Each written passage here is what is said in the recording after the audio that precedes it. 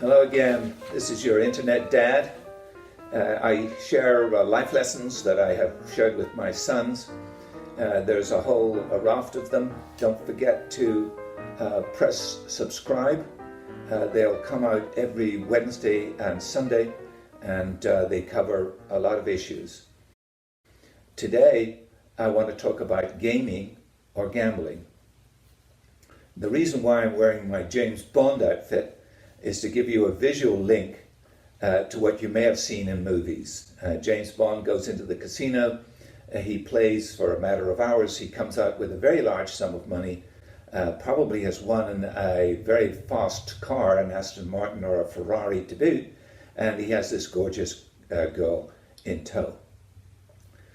That's Hollywood. It doesn't happen in real life. It doesn't happen to you or me. But this is not an argument to say that you should never buy a lottery ticket or gamble in your life. You probably will, and these are the rules that will make you enjoy an evening of gambling, but still come out a winner. And the definition of the winner in this case is you haven't lost a ton of money, you had a fun evening, and if you want to, you can come back and do it again. We're naturally a very adventurous people, and we believe we can beat the odds. And we can keep slogging when things are bad for us, because we'll eventually win through. And that's a great virtue in life, in business, in education, and growing up. It doesn't necessarily work in gambling. And the reason is that gambling, the rules are stacked against you. And so the more you persist, the more you will lose. Now, again, I say, you can have a fun evening gambling, as long as you do the golden rule. And the golden rule is budget your losses ahead of time and stick to that budget. I mean, how much should that be? Well, one thought is that we're all used to going to sporting events, and the ticket for that could be $80, $100, even more than that. That's a good figure to arrive at. If it costs you $80 to have a fun evening at a sporting event, it should cost you $80 to have fun at a casino. It won't be an onerous amount of money. If you win money, great. If you lose money, you're not hurt. So stick to that. Budget your risk, play your risk, and come out a winner. I want to talk about a few of the aspects of gambling. And the most common is for people to buy a lottery ticket. And lotteries are fun, and we enjoy seeing the people that just earned $1 billion. But one thing I want to point out to you, and that is this.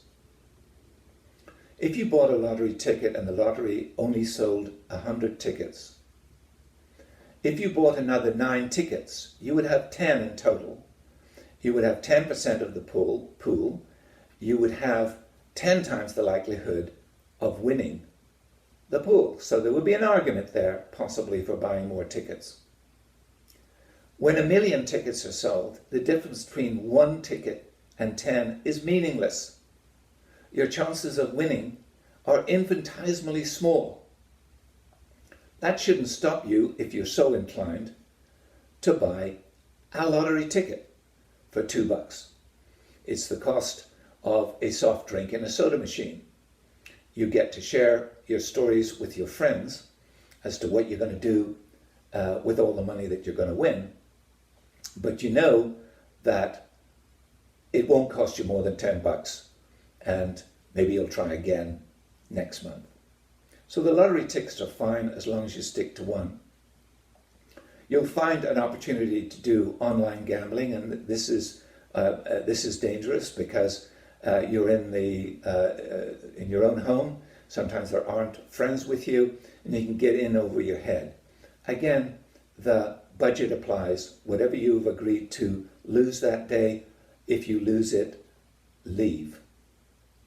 Now, I'm not talking about Texas Hold'em, but I'm going to say at some point you're going to go to a casino, and in certain states you have to be 18 or 21. And again, it can be a place where you can have a lot of fun with your friends. I'm not talking about Texas Hold'em or other games of skill between individuals. I'm talking about the most common in a casino, which is the the ones that you play against the house. And those are most commonly the slots, blackjack, or roulette. And again, you can have fun at all three, but just bear in mind the reality that in the slots, 70% of the income of a casino comes from the slots. You've got this huge casino, lots of lights, extravaganzas, shows, super restaurants and the like. That's being paid for 70% of the time by people who play slots. So again, use your budget. There is no formula, no magic algorithm. There's no book that you can read. It's purely chance. When you run out of money, stop playing. And if possible, don't play alone. There's a reason why there are no windows or clocks in a casino. There's no sense of time, and you can get hypnotized by the machine, and you can get into trouble fairly fast. So budget and stop. Next item is blackjack. It's a fun game to play against the dealer with your friends. A few years ago, it was possible to, in some way, influence the odds. It was called card counting, and it worked initially until the casinos started using multiple packs of cards, and then it went away. And it's away now. But that doesn't mean to say you can't have fun. Just don't expect to be James Bond in a white tuxedo winning a car. It's fun. When you go through your budget, stop. The third one is roulette, which is arguably the biggest fun crowd event. You can be there with a whole group of friends. It's simple to play. You don't have to think much. The most important thing I can say is please do think enough to know that a roulette wheel is random. It is truly random. There is no pattern. There's no formula. It's very natural in our lives to look for formulas. In the case of the roulette wheel, there aren't any.